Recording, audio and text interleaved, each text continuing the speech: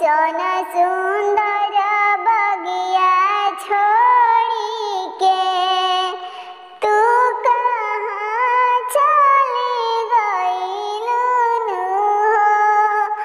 ऐसन सुंदर बगिया छोड़ी के तू कहाँ चली गइलू हो।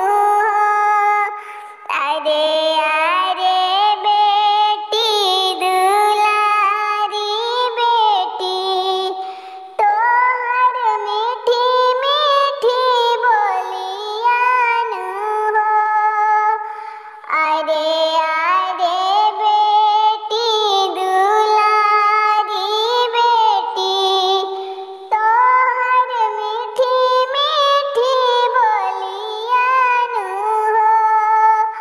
पापा के महलिया आजू छोड़ी के तू कहाँ चली जाइबू हो। चाचा के महलिया आजू छोड़ी के तू कहाँ चली जाइबू हो। अरे